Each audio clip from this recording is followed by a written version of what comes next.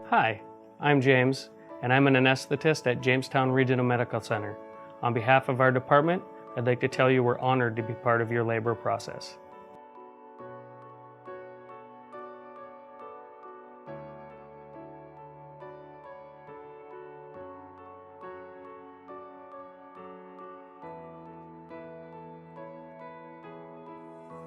Prior to the CRNA arriving, you will have an IV placed and will get seated on the edge of the bed.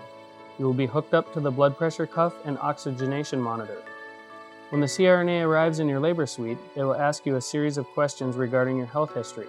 At this time, they will also review with you the risks and benefits of a labor epidural, briefly discuss the importance of positioning, as well as what to expect during the procedure.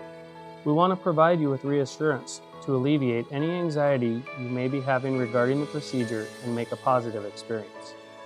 Positioning is an important step in placing an epidural. We will ask you to tuck your chin, drop your shoulders, and round out your back. Once in the optimal position, we will ask you to stay still. With the help of your nurse, we will ask that you not move, even in the event you experience a contraction. The epidural is done as a sterile procedure. The CRNA will wash your back with a germ-killing solution and place a drape on your back. The skin will be numbed with a local anesthetic. This will sting a little and take away a sensation of sharp. Then a needle is used to thread a flexible tube called a catheter into the epidural space. The next step is to place the catheter through the needle. Often, while the catheter is being threaded, the patient may feel a zing down one leg. This is a normal experience and will resolve quickly. After the catheter is placed, the needle is removed and the catheter is taped in place. A rare reaction can occur if the epidural needle enters one of the veins in the epidural space. We want to avoid giving medicine into the veins. To check for this, you will be given a small test dose of a medicine when the epidural is inserted. During the test dose, you will be asked if you feel noticeable dizziness, a funny taste in your mouth, sudden numbness, or a rapid heartbeat. In the event the catheter is not sitting correctly, or you experience any of these signs, we may need to replace your epidural and place it in a new spot. The pain will begin to decrease gradually over the next 15 to 20 minutes. You may feel pressure, numbness, or heaviness in your legs. You may not be able to move your legs well. Because of this, you will not be able to get out of bed after the epidural. These sensations wear off 1 to 2 hours after delivery. After the epidural is placed, more medicine will be given continuously through an epidural pump for the duration of your labor.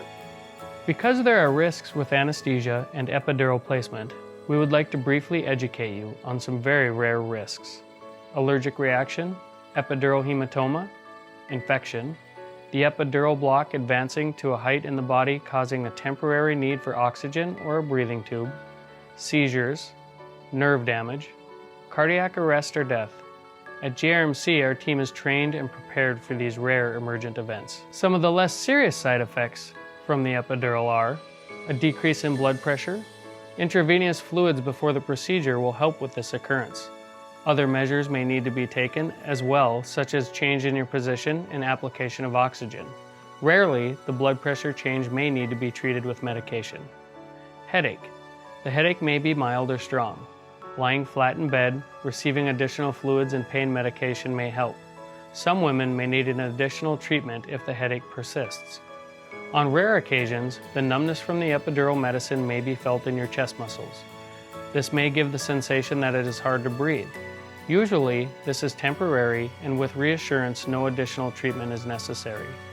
Bleeding, bruising, and tenderness can occur at the insertion site. Sore back for a few days where the epidural was inserted may also occur.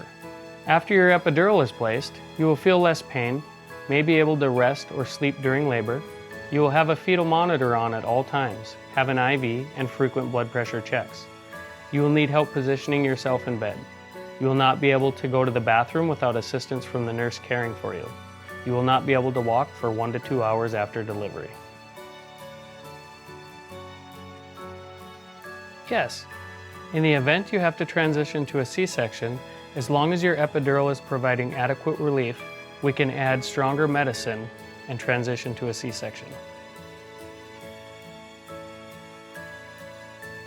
Yes, the nurse can give you IV medication, or we can provide what's called an intrathecal. It's similar to an epidural, but it's a one-time shot into the spinal fluid, providing temporary relief. Thank you for choosing JRMC. Our anesthesia team looks forward to supporting your labor experience.